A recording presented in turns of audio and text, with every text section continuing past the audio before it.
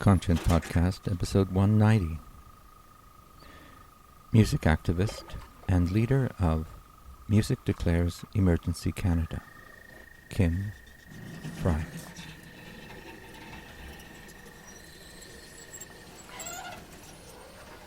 In Canada and many other parts of the world, we've relied on policymakers and scientists to be the ones communicating around climate, and they have failed because they've only appealed to people's heads and haven't appealed to their hearts and souls. And so I think the big conversation coming out of COP28, but I'm sure people at scale and others and yourself, we've known this for a long time, but it's kind of being recognized now, is that we need culture at the table. We need art and artists. We need to be connecting to all parts of people and not just showing numbers, because that hasn't worked and it's not working. And so I actually feel hopeful that art and culture being at the table will help with that whole overhaul and that systems level transformation. Now, before we get going today, I want to mention that I'm using Whisper Transcribe, an artificial intelligence podcasting tool, for the first time with this episode. It's a test. It helped me generate quotes, create chapters, generate a transcription, as well as produce social media postings. It also helped me write the episode notes. However, I'm a little skeptical about AI's ability to get it right, so I've done a lot of verification and editing, but overall it does help. But you'll hear my regular rambling introduction at the top of each episode, fortified by some artificial intelligence to go deeper into the work of my guests. And the guest today is Kim Fry. And sometimes you just have to be in the right place at the right time. I had just completed my conversation with Tanya Kalmanovich, which I encourage you to listen to, episode 189. We were at Number 9 Gardens near Kingston, Ontario. If you want to know more about Number 9, contemporary art and environment, see episode 68. So I sat down at a picnic table with a group of art and climate activists who were meeting with the Center for Sustainable Practices in the Arts, CSPA, chatting away. And right in front of me was Kim Fry. The same Kim Fry who founded and runs Music Declares Emergency Canada, and is a hero of mine, and we had never met in person. And so on the spot, because Kim lives in Kishpuktuk in Mi'kma'ki territory, also known as Halifax. And so because Kim lives so far away, I asked Kim if she'd be willing to do a conscient podcast conversation with me about her work in music and environmental awareness, and thankfully she agreed. Kim does live now by the Atlantic Ocean in Kishpuktuk, Mi'kma'ki territory. But before that, she lived in Toronto for 27 years, where she was an elementary school teacher and union activist, a climate justice activist, an environmental campaigner, a storyteller, and you'll see she's a very good storyteller, and a music manager. With the family move to Kishpuktuk, Kim decided to return to the world of environmental activism and music, where she organized, amongst other things, the first ever Canadian Music Climate Summit. And you'll hear Kim talk about the power of music in the climate emergency throughout the conversation, for example. We need systems change, and so we need the whole way that the music industry operates to really rethink itself. And, sometimes that's going to mean things that some people might say, oh, that's greenwashing, because still we're talking about these big, huge multinational corporations when it comes to the music industry. But I think there are folks who navigate that space and do it incredibly well. You'll also hear about Kim's efforts to highlight the importance of creating safe spaces for emotional engagement through music and community, such as the Sustainable Committee at the Juno Awards, which is dedicated to reducing the industry's environmental footprint by promoting eco-friendly practices like public transit and plant-based catering. A particularly inspiring anecdote for me was about Kim's daughter, Bridget Fry, also known under her artist name Housewife, and she was formerly known under Moscow Apartment. One of the interesting things with Bridget is that she has a climate clause in her record deal. Kim will explain it all. This type of action exemplifies the shift from incremental changes to systemic reform, advocating for the integration of culture and art into climate conversations and the shift from appealing from one's head to one's heart and soul.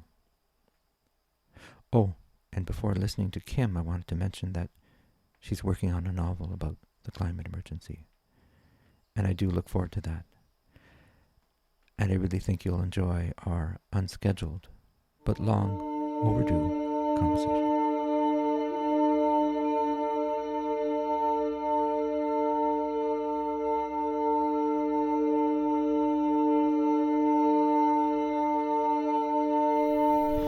I'm with Kim Fry, who maybe we've met, but we don't know each other very well, and I'm at Number 9 Gardens, and I just finished an interview with Tanya, and there you were. Yeah. So welcome to Conscient. Thanks for being here. Well, and it's by chance, but it wasn't, everything is meant to be, and now we're walking on these muddy roads at Number 9 Gardens near Kingston. And I've heard about your work, with music and climate, and so why don't you explain people first who you are, and then what your main activity is as a climate activist, and then get into some of your personal thoughts on art and climate and music and climate. Sure. So my name is Kim Fry, she, her pronouns, and I live in Chibuktuk in Mi'kma'ki, but I've only been there for 3 years. I actually come from Eastern Ontario, not too far from here in Cornwall, and have been living in Halifax for just about 3 years from Toronto. And I don't come to this so much as an artist. I'm definitely not a professional or practicing artist, but I'm somebody who's been engaged in climate organizing since the early 90s when I was a high school student, and organized a big student walkout in Cornwall, Ontario, where all the high schools came together on Earth Day at the time of the Rio Summit, and went to the local hockey arena. And organizing that was really important to me, to have art and to have music. So we had a number of musicians and bands. We had the Grand Chief of Akwesasne came and spoke. So we just had interesting speakers, and sort of it's been since the early 90s that I've been doing work on climate. Went to York University for the Environmental Studies program, was involved in helping organize some of the eco art and media festivals, did a lot of activism, worked for Greenpeace, and always there's that thread of music and the arts and the potential of it as a way to bring people together, and also recognizing how music informed people and transformed them, and that many people would talk about musicians informing their political trajectory. And so, I grew up on Pete Seeger and Joni Mitchell and Neil Young and listening to Raffi. So I know that was true for me, that some of those seeds were planted by the music that I loved and that my parents loved and played. So when I had my daughter, who's now 21, who's really interested in music and a musician, and I was working for Greenpeace, people would always ask her to perform at different fundraisers and different rallies as a cute young musician. And then when I left Greenpeace in 2010 and became a teacher, I continued to do lots of work on climate and the arts, but more within an educational context. And when the climate strike started happening, the school I taught at was fairly close to where they were meeting. So I would sometimes take my students. My daughter was in high school. She was going to the climate strikes. And we were hearing that folks in the UK were gathering together musicians and launched an organization called Music Declares Emergency. And we're like, oh, that's really cool. Maybe we could get something going like that in Canada. And when the organizing for the climate strike in 2019, the really big ones, the ones that brought out 500,000 people in Montreal and close to 100,000 in Toronto, when they were doing that organizing, I got pulled in because I had organized the People's Climate Strike a couple of years prior.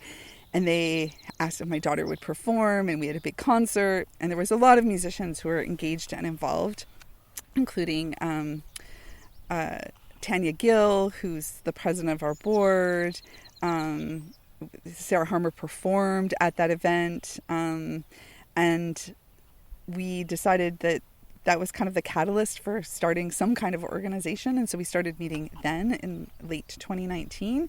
And then COVID sort of impacted things a little bit, kind of maybe took 6 months off of our planning, but we launched the Canadian chapter of Music Declares in early 2021 with a small group. So my daughter, myself, Tanya Gill, Caroline Brooks from the band Good Lovelies, Liv Cazzola, who's in Guelph and with a band called Tragedy Ann, Adam Kreeft, who is a manager and booking agent, and then other people have come in since then. And Veronica Johnny, who's with us here today at number 9, has been our Indigenous advisor over the years. And we got connected with the Center for Sustainable Practice in the Arts pretty early on, and Ian and Devin, who've been on this show prior. And so we've been doing work for the last few years trying to get the music industry to really kind of center climate and sustainability, and supporting artists to use their platforms to talk about the climate emergency.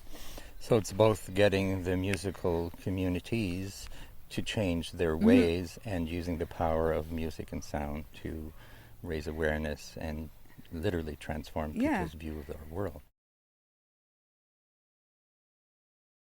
Yeah, and I think those things are kind of really tied together insofar as musicians feel reluctant to use their platforms, particularly because I think a lot of touring musicians, they see it as a very carbon intensive lifestyle, and so they don't want to be feeling like they're hypocrites, right? Knowing that there's a lot of travel for many musicians to make a living.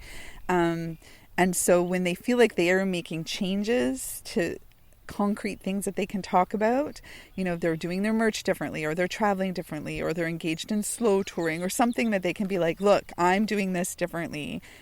And the reason why is because the elephant in the room is that we're in a climate emergency, and I'm going to talk to you about it. It just makes it easier. And we also don't want it to just be a handful of individual musicians who are like, they're the climate musicians doing things differently, because that ultimately isn't what we need. We need systems change. And so we need the whole way that the music industry operates to really rethink itself. And, sometimes that's going to mean things that some people might say, oh, that's greenwashing, because still we're talking about these big, huge multinational corporations when it comes to the music industry. But I think there are folks who navigate that space and do it incredibly well. Someone like Billie Eilish, who has endorsed our organization and often will perform with No Music on a Dead Planet behind her, has the power to reach a lot of people. She has, millions of fans who really listen to her words, and she has taken her responsibility quite seriously in terms of both like organizing big conferences about climate, where she puts on stage climate justice activists from all over the world to talk deeply about the issues and try to encourage activism, but is also transforming her practices. So that last summer, for example, she played at Lollapalooza, and her set was all solar powered. And so she's really she and Coldplay and other very large stars are kind of trying to transform their practices, which is super important, and we highlight it and talk about it. And we're also very aware that that represents maybe like 1% of all the musicians out there. So how do we work with musicians, no matter what level of quote unquote success they're at or kind of global reach, who are feeling the enormity of the climate emergency and want to engage and do something in it? Because in addition to the changes within the industry, in addition to the role that musicians have when they talk about it, there's also the music itself too.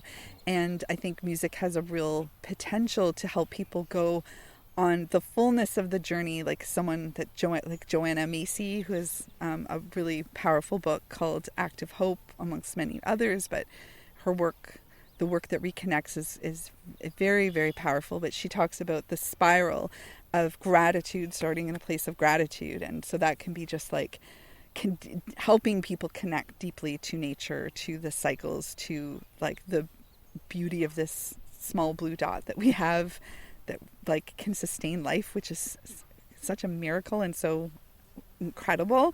To, you know, kind of going from that place of gratitude to waking up to the reality of what we're facing as a species, the enormity of that crisis and the grief and rage and sorrow that comes with that we shouldn't shy away, because too many people, I think, kind of look at it and go, it's overwhelming, and just kind of, you know, do the ostrich. So I think artists can help people like actually move through that and grieve, rage, you know, all the range of emotions. And then when they get through that, they come to a place of seeing the world with new and ancient eyes, you know, understanding that there are peoples from time immemorial who've had that deep connection, reconnecting with that, and also like rethinking how our society operates and works, or, you know, like what future possibilities could look like, you know, that kind of utopian thinking that is so missing. The idea, not to go on a tangent, that it's easier for most people in the Western world particularly to imagine apocalypse than it is to imagine a post-capitalist world, right? So how do we create that imaginary of like different ways of engaging and being in the world? And then the next part of that spiral is like the moving forth and the kind of activism that we come together and do that. So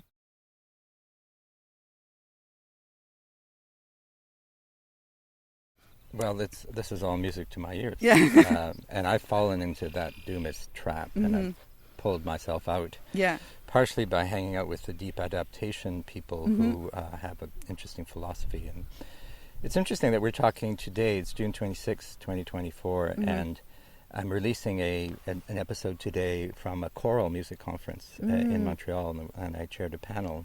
So I encourage people to listen to the voice of artists. Now, whether you're singing alone or in a choir, you know, you're singing, or you're making music, and you're wondering, how do I deal with the grief, the unaddressed grief of the artist, let alone the people that they are performing for. And I think that's what one of the needs is, for artists to recognize their own pain and difficulties. And I think your project does that because it empowers artists to speak openly about what they're feeling, you know. And it's not all doom and gloom, but there is a lot of pain. It makes me very emotional just to think about that pain, because it's still very present. So how do you deal with this day to day? Well, I mean, and honestly, this is where, you know, I tend to focus, and our organization tends to focus a lot on the kind of like music within a professional capacity, and always be like, oh, you know, I'm not a musician, etc. Except that I love to sing, and a whole lot of people love to sing, and singing with other people is one of those ways, right? Yes, like that I think we need to respect and support and properly fund professional artists, and also remember that everybody needs the arts, and that not only see it like in that professional capacity, that we all have that artistic creative impulse in us, that singing is like, I think, a very human activity. I don't sing well, no one's going to pay money to hear me sing, but I love singing, and singing, especially with other voices, is a way of like grounding me and bringing me back to my center. And when I think of my, activist experience and moments when I've felt despair or felt scared by the power of the state pushing back, it's the thing that's kind of like given me fuel and power is singing with other people and feeling that deep connection. And there's nothing more I think, transformative than like human voices engaged in harmony. So Well, my mother-in-law, Esther Matthews, who's now passed away, was a raging granny. I was a radical cheerleader, so I might have had. We often would team up with the raging granny, so I may have sung with her then. Well, though it is very powerful because the songs and the emotions stay with us, and we realize that we can change quite easily and simplify our lives and get our heads out of our phones, even though it's a great way to listen to music. Yeah. And go to those live performances, or just do music in your living room. Yeah. Yeah. So Kim, we're working our way to this really beautiful spot here at Number 9 Gardens, but I want to take advantage of the fact that you've raised the issue of the difficulty of facing the climate emergency and all its complexity. How do you feel about the role of art in general? Because that's a theme I come back to often in the podcast. What is working, and what more can we do? I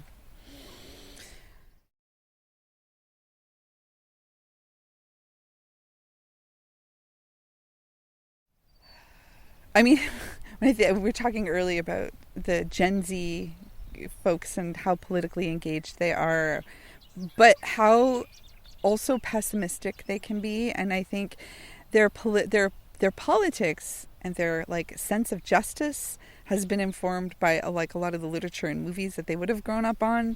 You think Hunger Games, and even like Harry Potter, Station 11, like a really popular book amongst a lot of young people, or The Last of Us is like zombie apocalyptic movies. So there's like that sensibility there. But what's missing, I think, is like positive, hopeful possibilities. And they come often in like unscripted, say like television and film. There's like lots of documentaries that focus on solutions. But when you think about fiction or film and TV, it's pretty pessimistic. And so I feel like we need to put more space into kind of creating some like hopeful narratives around people transforming things that doesn't actually come after a big like apocalypse. Like, can we maybe show people catching on and making some of those changes? Or I don't know, like, I mean, Station 11 has like a bit of apocalyptic piece to it, but it is also very much a novel about the importance of art even when things are falling apart. Because I don't know if you know the novel, but yeah, I saw like the film, the series. Oh yeah, so like the like, you know, the need for theater, the need for the arts in a world that is collapsing, is, I think, incredible. So I think we need to have more visions of like hopefulness, but that it doesn't skip over the need to actually face what we're in. Like, we need to grieve. And I think if we skip over that piece, we're not going through the cycle properly. Like, I think, but to like go back to like this Joanna Macy spiral, like we also need to always start from a place of gratitude, and that means connection. And so like a place like Number 9 is so important. I think opportunities for people to have deep connections to the land becomes important. And when I was teaching with the Toronto District School Board for 10 years as an educator, I would start every day with that sense of gratitude. And I think, you know, young children need to spend more time outdoors, more time in nature, feeling awe, feeling appreciation, like having their curiosity around the natural world kind of sparked. And that needs to be always our starting place, because then that can ground us when we then are going through the like variety of emotions that people feel, from despair to anger to anguish to overwhelm, at what's happening in the world. That makes sense to me, and I think the fact that your music activities are bringing together artists who are of similar mindset, and then inevitably just inviting people. And I love the word invitation, because you can't force people to do anything really, but you can invite them, and you can create a kind of a safe zone for them to engage at whatever level, Mm-hmm. and they might have unacknowledged grief that all of a sudden opens up through a song or through a performance or through just a meeting of like-minded people. Yeah, for sure. And, so to go back to some of the concrete things that we've done as Music Declares Emergency in Canada is we successfully lobbied to have for the first time a sustainability committee as part of the Junos. And, the Junos, people will criticize award ceremonies and some of those criticisms are very valid, but the Junos is this opportunity when lots of the Canadian music community come together in one space, and it's different in Canada. That happens in different cities. So the Grammys are always in LA and the Brits are always in London, but the Junos kind of move around, and they were in Halifax. And so we had a sustainability committee as part of the Junos, and we did some interesting things there around the piece of addressing the impact of the industry. So encouraging people to use public transit, and we had a free hop on hop off bus, and we put in these musical themed bike racks and redid the bike map showing where all the music venue bike routes would take you there, and we had a campaign encouraging people to take public transit and active transportation, and we had a shuttle bus from the airport so that people weren't taking Ubers, and talked about climate on that bus. So we did a bunch of cool things that were about mitigating the impact of the Junos. The food in the gala we wanted all plant-based, but it ended up being all local and fish or plant-based. So there was no red meat, which the year before in Edmonton, it was all steak. So, we did some pretty, I think, innovative and interesting things. But then the Music Declares insertion into that was a week before the Junos. We launched the Canadian Environmental Music Awards, and we're fundraising for those right now. That we plug. Yeah, we want to have an annual award ceremony for all of the musicians who are creating really wonderful music that addresses themes of environment, climate, nature. Also music venues or festivals or artists who are greening their tours, or labels that are doing great work, just to kind of shine a spotlight on what people are doing well and encourage others to follow. And so we did it as a tribute concert to Neil Young and Joni Mitchell, because really these two Canadian musicians have created a body of work and songs that have lived for over half a century as environmental kind of anthems.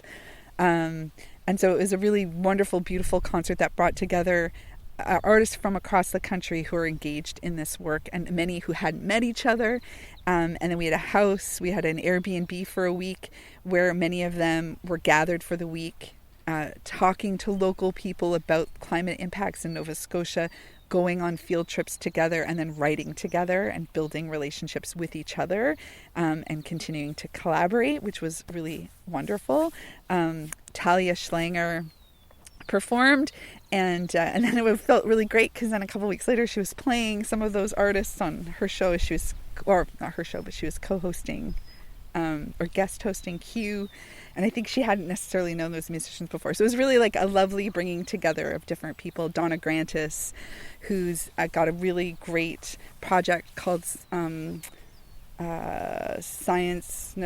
Culture versus Policy. And you should talk to her if you haven't.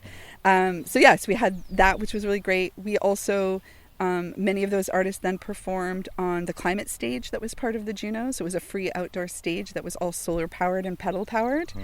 And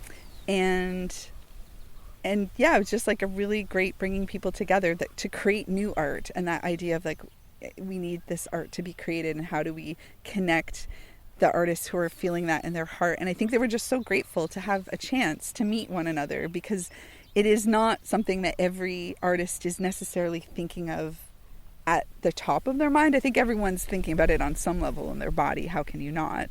But to sort of see those artists connect and take people through that full journey. Some of the music was heartbreaking. People were weeping at intermission. Some of it was hopeful. Some of it was celebratory. It really did kind of touch on all of those different parts of the spiral in terms of taking people on that full journey.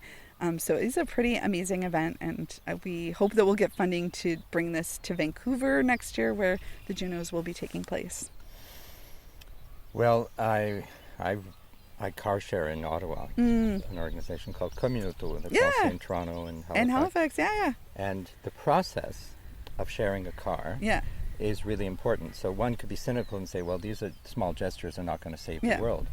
But accumulated, Mhm. they will have an impact. Yeah. But as important is the process of engagement Yeah. and the embodiment of the values that Mhm. when we look after the earth more carefully and we are a bit more modest and humble and all that. And I Yeah. love what you're doing, Mhm. and I would love to see it replicated in its own way Mhm. in other sectors and regardless of those boundaries, somewhat artificial boundaries of who's a full professional Yeah. and who's a whatever. Some people earn a living, some Yeah. people are a little bit more talented, Yeah. whatever, you can Yeah. look at it that way. But Yeah. I'm happy that you've done this work, and it's interesting to hear your roots in Greenpeace and other environmental organizations, which makes it probably a little bit easier for you to see the big picture, right, of having been an activist in the environmental world, and then connect your love of music and art and make those two flow together. That's when we started Scale in 2021, Anjali Appadurai and others who are activists helped us understand the political world that we were in, and I really believe in that cross-sectoral collaboration with artists and whomever else wants to collaborate. Yeah. Yeah. I think we desperately need more of it. And, people talk a lot about silos, but just like breaking those down and like recognizing like what different gifts individuals have, what different gifts organizations have. And I think shaking things up a little bit so that we're like coming at it from a systems thinking perspective, because I think having been engaged in climate work now for way too long, like over 30 years, there's been too much like tweaking. Like, if we just tweak this and tweak that, and that doesn't mean that incremental steps aren't important, because they are, but if it isn't part of a whole like systems change movement, then we're kind of doomed, right? We're doomed. We're doomed.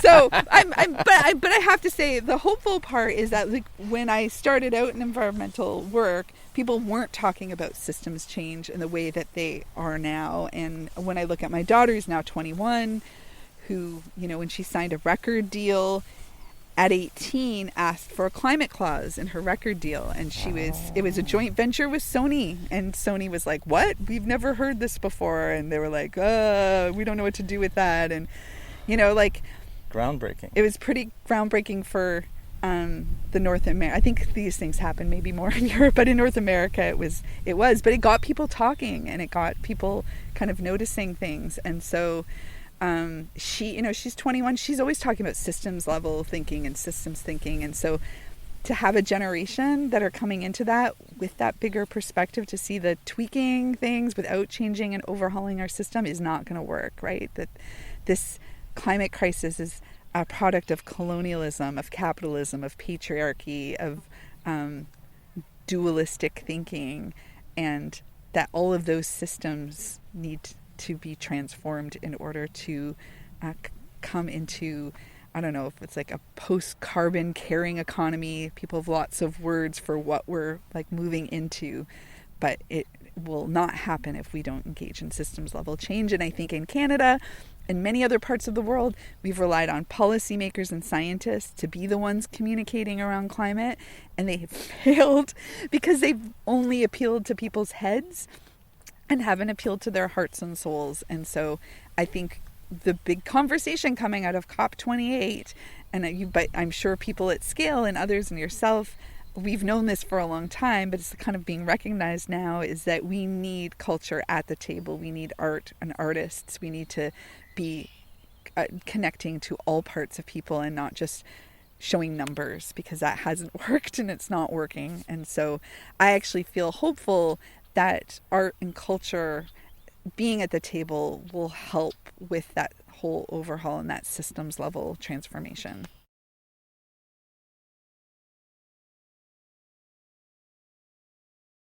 I know Tracy Friesen, who's been on this podcast, is involved, and a lot of people are trying to coordinate their efforts, which is part of the challenge in Canada, the language, regional barriers, the cultural differences. But we are capable, more than capable of working together, because especially in the arts, we need each other. Yeah.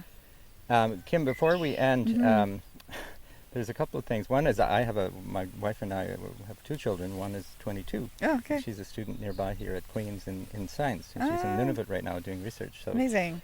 And she also is an inspiration to me in terms of her understanding of science and the combination of culture. So these young people that we brought into the world, we are working with them. We're not just trying to save the world for them. We need to collaborate with them and figure out 100%. what they need and when to back off. And, you know, but as a parent, as an older person, I'm learning that, you know. We didn't make it to the... No, we didn't. That's okay. But what I want to say is to listeners, it's a windy day, so there's going to be a bit of... It sounds fine, but I believe very much in being in the space, and this is a windy day, and I think of it as a conversation with the wind as well, and the beautiful birds around us. And so, you know, we have a very privileged conversation here in this beautiful space. So it's interesting. I think of wind as music, you know, myself. Music, and also change, right? Like the winds have changed. The answer's blowing in the wind. Like wind is associated with the east, and it is about like that newness coming in. So wow. Let's end. Let's walk back to our colleagues. Yeah. Let's end with the question about what you're reading or thinking or listening to these days that you'd like to share. What am I listening to? Oh gosh, when you asked, it was like, oh, this is a hard one because I have such a big stack and so many diverse interests. It could also be a book that's on your bedside, whatever. You know, what I have returned to recently because I also have a 7-year-old. My 7-year-old is the Birch Bark House series by Louise Erdrich. And it's a children's series that I read to my class many times about an Anishinaabe family in the 1800s and their deep connection with the earth, but also like the beginnings of like feeling the impacts of settler colonialism being forced to move west. So that's a book I always love returning to. And I also have the children's version of Braiding Sweetgrass, which I'm going to be sharing with them. But I also was in New York last week and I saw Hadestown by Anais Mitchell. It's a musical that won a bunch of Tonys, and it is about climate, and it uses the story of Eurydice and Orpheus, Hades and Persephone to talk about our disconnection, to talk about climate, and to talk ultimately about the power of a song to change the world and to restore what's out of balance. And so it was really impactful. I knew that there were climate themes, but it was like this musical embodies the work that I feel like I and other people in Music Declares Emergency are doing in the world, the power of a song to fix what's wrong. It sounds real to me because I've experienced that. Yeah. Deantha Edmonds, who was on this panel in Montreal, the choral panel, I won't remember the quote, but there were like 5 words at the end of her performance that I'll never forget, even though I forgot it right now. Carry on the song, evolve. I think that's what she said. Okay. So you carry on your traditions. You carry on the songs that you've received, whether they're from family or from artists, but you evolve. Isn't that beautiful? That is beautiful. We'll leave it at that, Kim. All right. We'll Thanks just walk. so much. We'll walk a little bit more as we end. But is there anything that you'd like to add that we haven't talked about? I mean, just if you are a music fan or you are a musician and you want to find out more about our organization, we're most active on Instagram as Music Declares _Canada. Probably, I don't know when this will air, but you know, we've been working with July. We've been working with Neil Young's team for his Love Earth tour, and for all the stops, there's a sustainability village that we helped find some organizations to be in the sustainability village, and we'll be there as well. We're super grateful to him that he's doing this tour, that he's doing things differently, that he's making space for climate organizations and others to engage with his fans. So we're really excited about that. And I'm excited about that. Yeah, I'm gonna see Neil Young on July 8th. So you know, we're always up to interesting things, and we would We're doing a big tour across North America in the fall under the banner of No Music on a Dead Planet, which is our kind of our campaign, t-shirt campaign logo. Most people know that more than they know Music Declares Emergency. And we're going to be hitting a whole bunch of Canadian cities. So yeah, follow us and get involved. Well, I will put all that information in the episode notes. And we can talk again about, in a year or two, about how things are unfolding, because I'm interested in how networks are unfolding in Canada.